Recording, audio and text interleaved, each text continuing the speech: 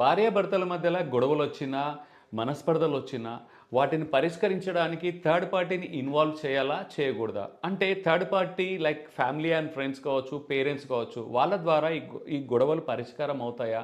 వాళ్ళ ద్వారా మేలు జరుగుతుందా? లేకుంటే ఈ గొడవ పెరిగి పెద్దగా అవుతుందా? ఈ వీడియోలో దీనిపైన మీకు క్లారిటీ వస్తుంది.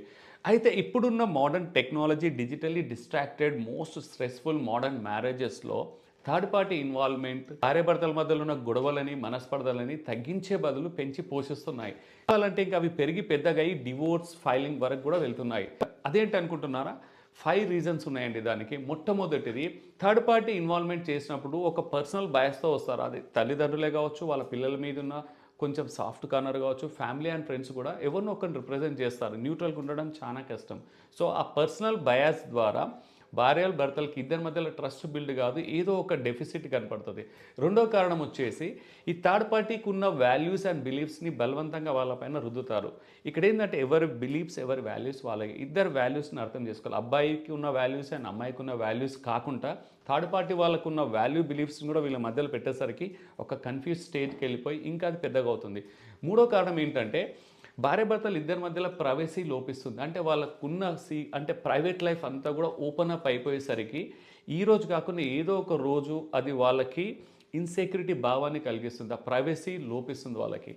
నాలుగవ రీజన్, భార్యాభర్తలు ఇద్దరికి ఆ థర్డ్ పార్టీ మీద ట్రస్ట్ లోపిస్తుంది. ఎందుకంటే ఇద్దట్లో ఎవరికో ఒకరికి ఖచ్చితంగా వాళ్ళకు ట్రస్ట్ ఉండదు. ఎందుకంటే ఏదో బయాస్ ఉన్నట్టు, లేకుంటే మల్టీ 3 రీజన్ చెప్పుకున్నాం కదా, కొంచెం వాళ్ళకు ఆ నమ్మకం ట్రస్ట్ అనేది లోపిస్తుంది.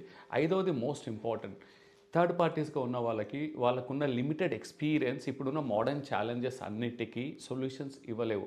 కేవలం ఆ పర్టికులర్ కపులే కాదు, సమాజంలో ఇప్పుడు అంటే ఫేస్ చేస్తున్న ఛాలెంజెస్కి అన్నిటికీ ఓవరాల్ ఎక్స్పోజర్ ఒక రిలేషన్షిప్ ఎక్స్పర్ట్, ఒక కౌన్సిలరే కావచ్చు, ఒక రిలేషన్షిప్ కోచే కావచ్చు, వీళ్ళకి ఏంటంటే ఎన్నో కేసెస్ చూసుంటారు. అంటే కామన్ ప్యాటర్న్స్ ఏంటి, ఇమోషనల్ ప్యాటర్న్స్ ఏంటి, వాళ్ళ ఓవరాల్గా చూసి వాళ్ళకి కావాల్సిన సొల్యూషన్స్ కావచ్చు, వర్కబిలిటీ కానీ ప్రాక్టికల్గా ప్రపోజ్ చేయడానికి ఛాన్సెస్ చాలా ఉంటాయి.